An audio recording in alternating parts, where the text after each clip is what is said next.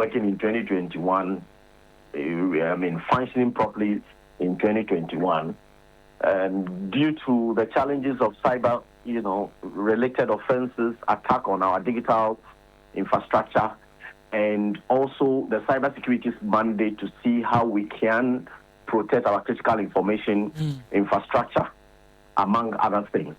And it's been a lot of work in progress, both domestically and in collaboration with our global partners in respect to undertaking not only in relation to arrest and crack down on crimes, but also in helping to create awareness, licensed cybersecurity professionals, cybersecurity service providers, and cybersecurity establishment, and also to see how we can designate our critical information infrastructure in the country and protect it from, cyber attack, theft, or having unauthorized access from people who are not authorized to have access to our digital infrastructure. So that's the work that has been ongoing. Right, and you mentioned that in the case of Abu Trika and some of the individuals you arrested recently, the work had been ongoing for quite a while. A lot of people will be interested, particularly on the back of what it is that we saw in terms of the videos and the pictures which have come out. I don't know if the full details of the disclosures can be made now, but what was the gravamen of the case against him upon which he was picked up last week? Because when we look at the video and the questions being asked, it's leaving a lot of people confused as to what really his crimes could have been. I think that the crimes that he has committed is already a matter of public knowledge in related to romance scam, which is just a small bit of the whole of the cybercrime offenses. So what they do is that they create, online, appearance and use very elaborate and, if you like, skillful, approach to, deceive and mislead people, into providing, certain information to them, which they eventually, climb on to lure these individuals outside of Ghana to be able to pay them, amount of money over a period. And when these activities are ongoing, in relation to Abu Trika, for example, this has been, engaged in this romance scam and, misleading, foreigners, particularly U.S. citizens, into his scheme in order to be able to, lure monies from them. And they've been monitoring that, been ongoing, because these citizens have been making reports to their law enforcement agencies. And the law enforcement agencies, when the reports come, they try to identify where these individuals are. And they find out that, okay, but in Abu's case, he lives in Ghana. And earlier to Abu's arrest, the two other people who were arrested earlier in the year and extradited, live in Ghana.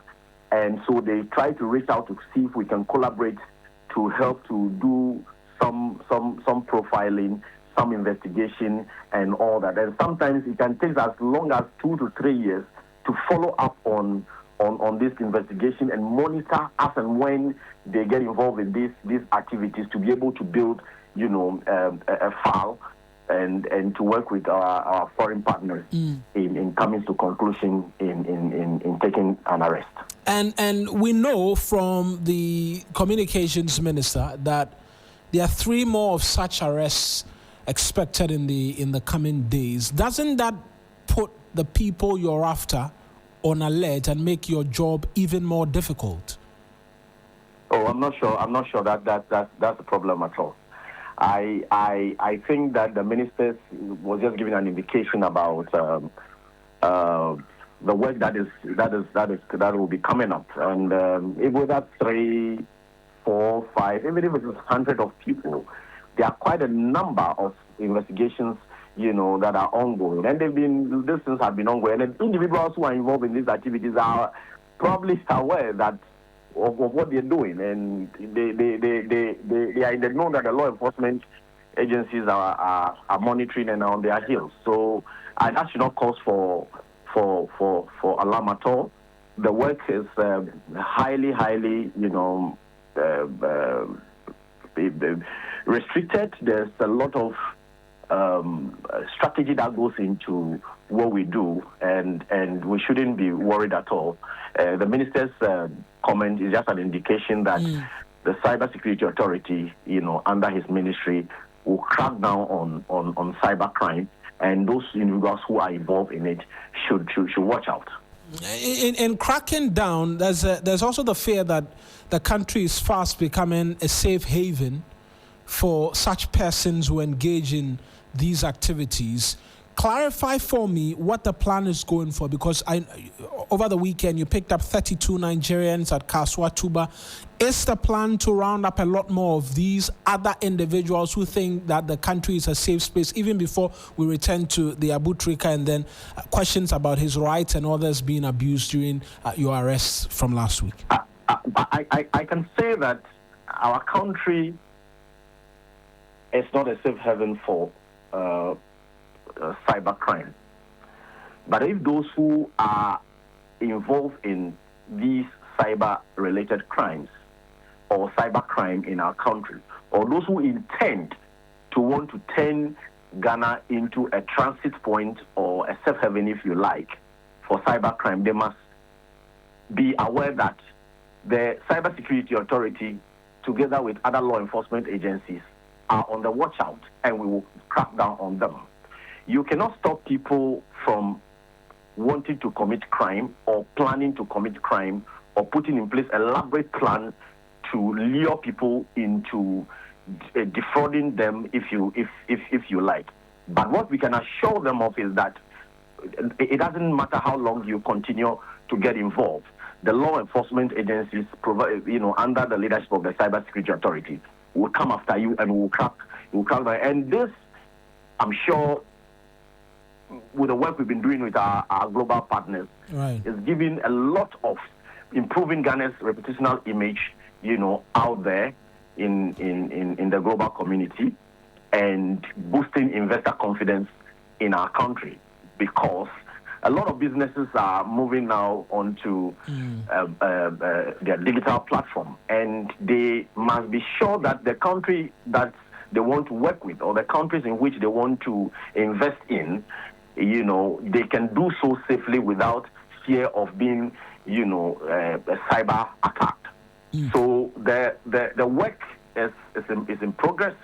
We cannot stop people who want to commit crime, but what we can tell them, or what we can stop, is that once they get involved in those crimes, the law enforcement agencies are watching, and we will take action to bring them to book. Right, and this arrest that we saw, I want us to just round up on the Abu Trika and the concern about the manner in which you picked him up, the interrogation in what many have described as a hostile environment, amongst many other things.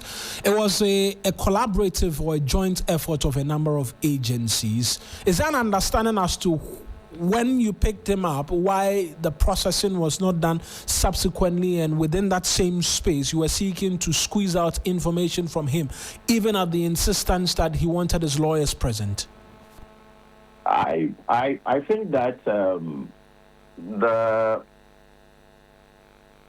processes of carrying out the arrest of these people comes with a lot of Herculean task, and I may not want to disclose the exact location and the approach and the process to which we had to go through to be able to pin down this particular individual. Certain concerns have been raised in relation to the videos and the images, that had come online. Some of those concerns, I believe, are genuine. The Cybersecurity Authority, in its current act, does not have prosecutorial powers.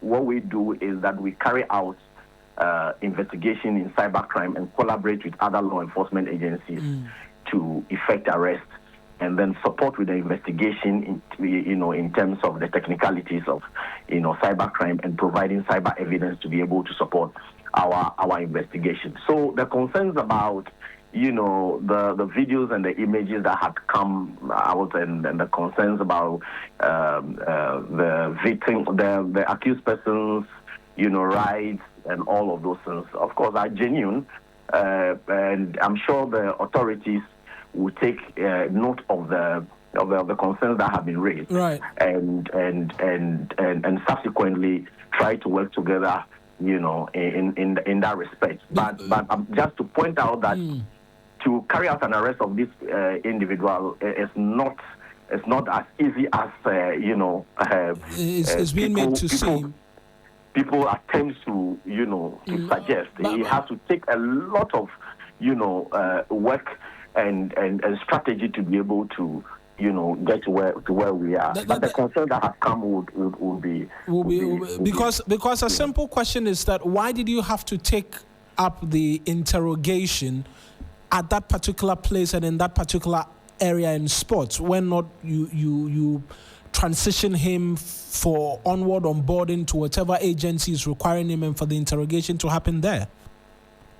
I'm not sure that we have any specific rule on where and how people should be necessarily interrogated. The concerns are that he asked that he wanted to have his lawyers present, and as I can tell you, he had access to his lawyers, and the process has been very transparent in terms of the questioning and interrogation process and all that.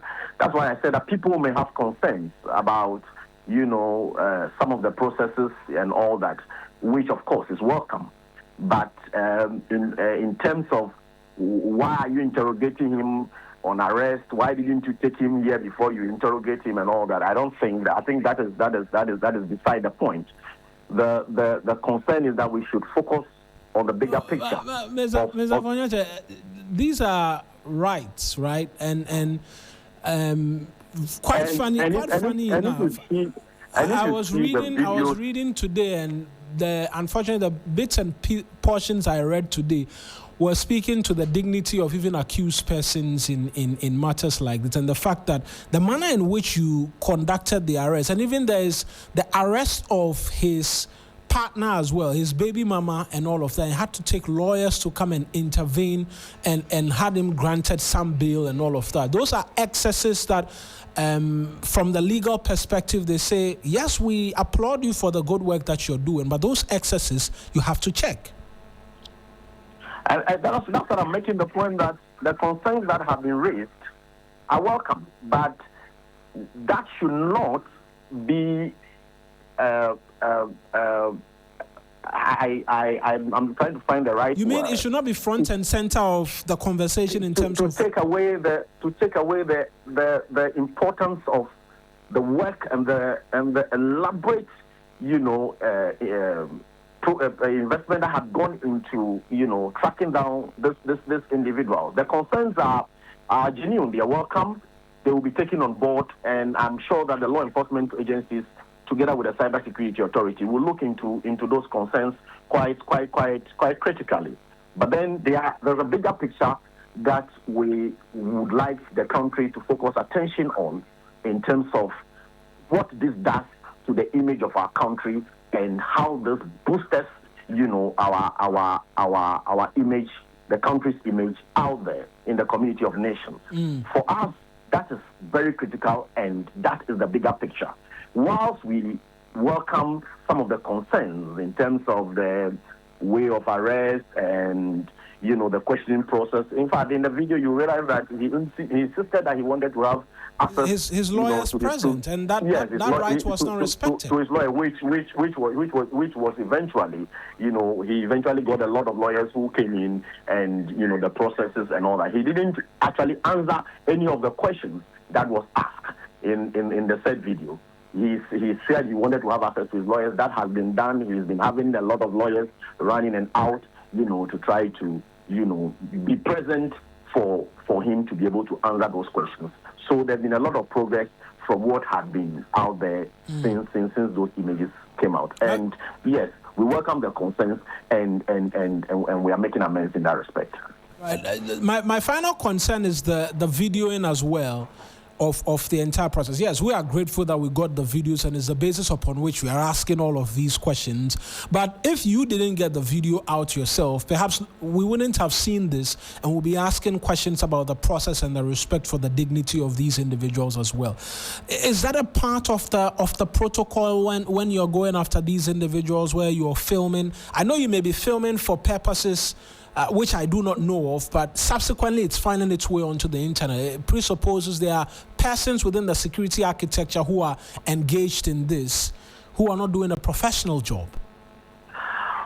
Those concerns are being looked into. They are being investigated to make sure and to understand clearly where those videos came from and how they eventually found their space online or into the public space. The security agencies, together with the Cybersecurity Authority, are looking into those issues very, very, very, very critically, and to make sure that those who are behind the leakage of those videos, action is taken. Right then, Benjamin, thank you very much for speaking to us. I'm sure we'll have to make time and then we'll meet for old time's sake. This is reminiscent of back in the days on campus when you were the SRC president and I was behind the console and I was interviewing you. But it was good catching up. Yes, it's good to hear from you again, and I'm sure we'll connect on. But I want to go on to the other telephone line right now and speak to lawyer Braco Powers, who's also joining us for a bit more on this. Councillor, I appreciate you speaking to us this morning. You've just been hearing the interaction with the spokesperson for the Cybersecurity Authority, Benjamin Avonyoche, and the right abuses, I don't want to call them right abuses, but right abuses nonetheless of the suspect who had been picked up is front and center in terms of all of the conversations we've been having this morning. I want to elevate it with you and ask the question that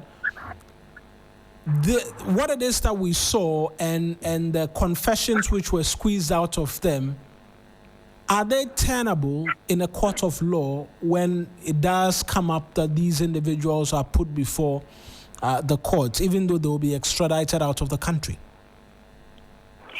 Marwina, let me say good morning to your listeners and your viewers on social media, particularly YouTube.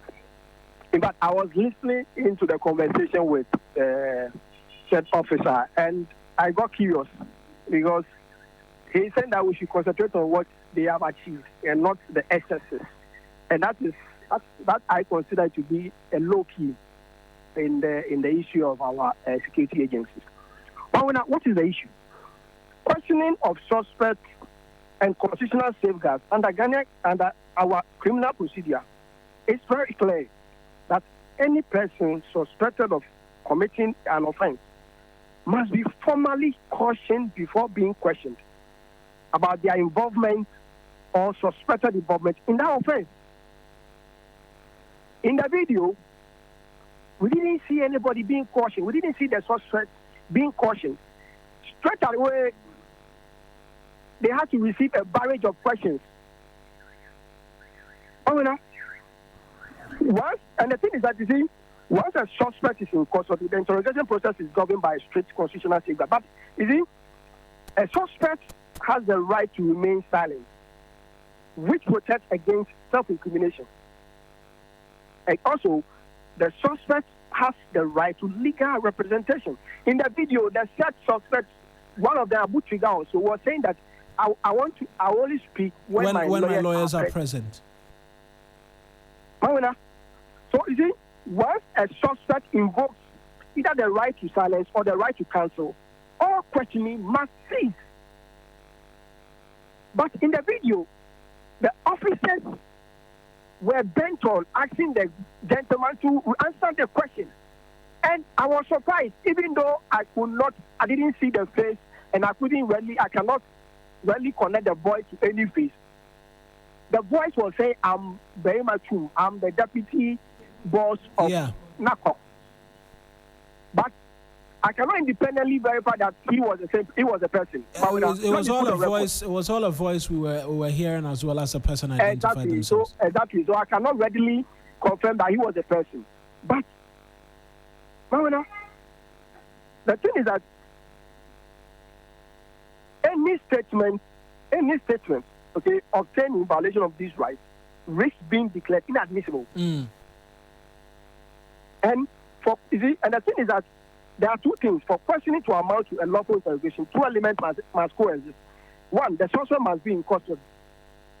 And the questioning must be designed to elicit an incriminating response.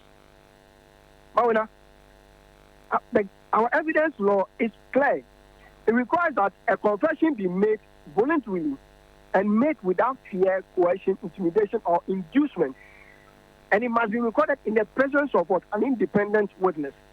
Therefore, any deviation from these basic fundamental requirements undermines the evidentiary value of the statement so given. So I don't understand why the gentleman was saying that we should applaud them and we should ignore the exorcists. Mawina, let me put on record that treatment of suspects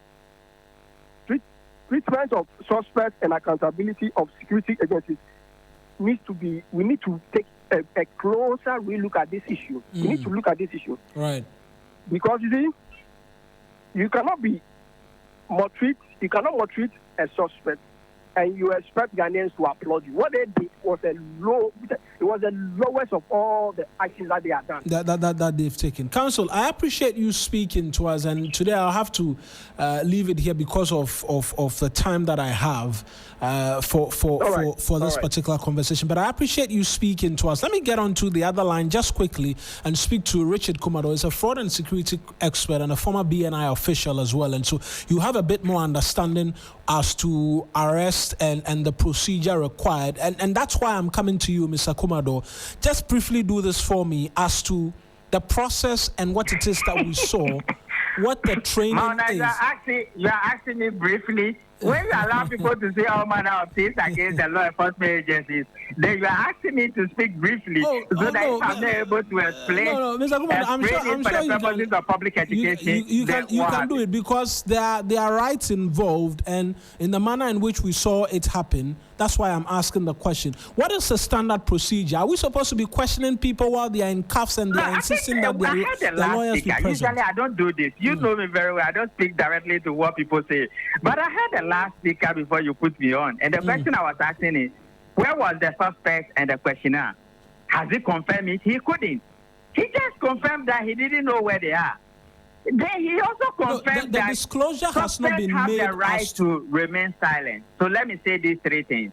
When you are a crime suspect or you are a subject of investigation, you do not have control within the chain of activity, the type and the number and the kinds of questions that needed to be asked of you from investigators and prosecutors. Number two, you have the right to remain silent. So mostly our country is being referred to the U.S. In the U.S., they will just say, I pleaded my Fifth Amendment. Means that I will not speak. So you are a suspect, you are subject of investigation. A number of questions are being asked of you, which you do not have control. You remain silent, and nobody can force you to answer. So that is what the lawyer needed to be made aware of, and he himself alluded to that. Number two, money laundering, drug peddling, arms trading, trafficking in human beings or human trafficking, and wire fraud. They operate on the same line. Dependents, irrespective of the crime the person is being arrested for, once the suspect says, I want my lawyer present, isn't that grounds enough? Because that's what played out in the video. It says he wants his lawyer present. So the point I'm making is that there should not be I want my lawyer to be present. I can equally say that I'm not answering your question, and they will not put a gun on your head. Absolutely, but he was still being questioned. Hold on. They have the right to ask questions as investigators and as prosecutors at all levels. Whether you are falling down, whether you are dying, or whether something is happening to you, they will ask you questions. That is the job they have been trained to do. But you, the suspect, or you, the crime suspect, or the subject of investigation, you have the right to remain silent. And even when you said, I will not answer the question until my lawyers are around, that is a good thing to say. Keep quiet. Do not say anything to self-incriminate yourself. And those who involved in crime must be taught this basic thing Mr. for Kumar, them to understand it. I agree with you. And prosecutors will always ask you questions, but you are not obligated. You are not obliged to answer. Right. Keep quiet. Right. So even when they say I'm not speaking, I'm not answering to my law until my lawyers are present, the prosecutors or investigators will continue to fire the questions anyway. Exactly. That is what they are trained to do. And there are reasons why they ask series of questions across all the lengths. Right from the time when you are arrested, right from the time when they enter your premises, they introduce themselves and announce their presence. Right from the time they tell you, this is who we are, this is the crime you have committed, and this is why we are inviting you, arresting you, they will ask questions. And they may ask you all kinds and all types of questions. You do not have control over that. The only control you have is to remain silent. Right. And when your right has been abused, you have the right to seek redress in court. So this whole thing about the suspect said, I'm not speaking until my lawyers are here. I saw the suspect speaking. Who asked him to speak? Interesting. When you want to do crime, you learn the techniques properly. Other than that, investigators and prosecutors will ask you questions. And it's basic thing they do. And it's a basic standard everywhere in the world. We also hear this one, Mauna, we also hear this one says that the crime suspect or the subject of investigation was handcuffed at the back instead of the front. Who does that? And who says that? I thought our country has been compared to the UK and the US. I'm not sure we have brought in. So we were talking about the settings, the environment, and the intimidating nature in which they were surrounded and they were hounding them with all of the questions when the person had pleaded that, look, I'm not speaking until my lawyers are present. Should that have been the ideal situation? Do we know where they even were in that particular situation? I've asked, and we weren't told because of the nature of the investigation. Exactly. And so that is not being disclosed. We don't even know whether that was the first stage, that was the second premises, that was the third, and why the gentleman was there. Because various people may ask various questions. And when you look at this particular operation, it is about 7 to 9 investigative agencies that were involved in. Right. There was a reason why the BNI was there. Right. There was a reason why the police was there. There was a reason why Yoko was there. And they will all ask their questions anyway. And I also hear, Mauna, did I also hear things like intimidation and duress? No, yes, those came up. Serious things. And I also hear people say they were being interrogated. Nobody interrogates anybody in this country. Let me do it for purposes of public education. The police, those who come in the name of the police to interview you by asking you questions. The BNI and Yoko predominantly will question you. And they are two different, they are distinct in nature. And there is a reason why they do it that way. The FBI and the CIA will do the opposite. And there's a reason why they do it so. Right. So Counsel, I have a feeling we have to have this conversation again because of time. I have one last commercial block that I have to clear before I run out of the studio at 10 o'clock. Thank you, Mauna. But I appreciate the perspective you've brought onto this, and perhaps we'll have to try and have this conversation again. That's Richard Kumado, is a fraud and security expert. Let me take this break quickly, and then I'll come back to you guys who have. We're back after this. Just stay with us here on the 92.7 3 FM.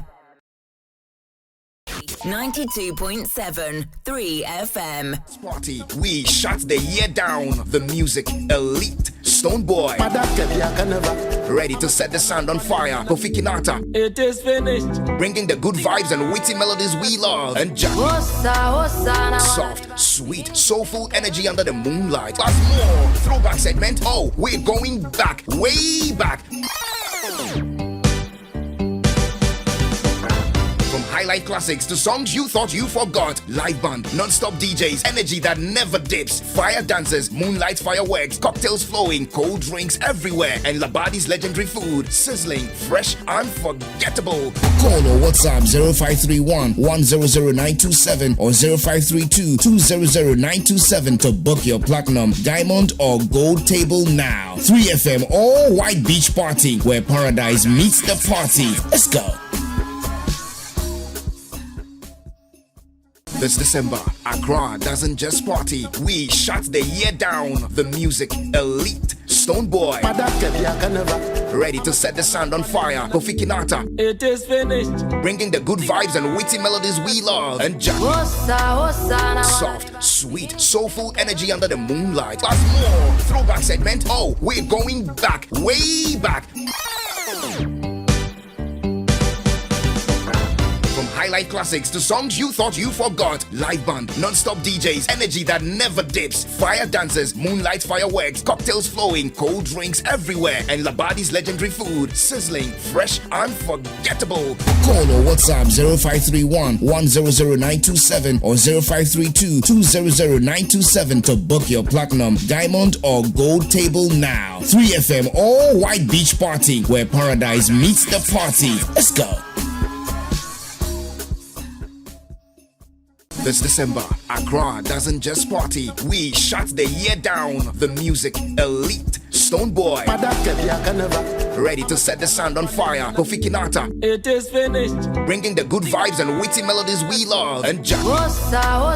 Soft, sweet, soulful energy under the moonlight. Plus more. Throwback segment. Oh, we're going back. Way back. Highlight classics to songs you thought you forgot. Live band, non-stop DJs, energy that never dips. Fire dancers, moonlight fireworks, cocktails flowing, cold drinks everywhere, and Labadi's legendary food, sizzling, fresh, unforgettable. Call or WhatsApp 0531 100927 or 0532 200927 to book your platinum, diamond, or gold table now. 3FM All White Beach Party, where paradise meets the party. Let's go.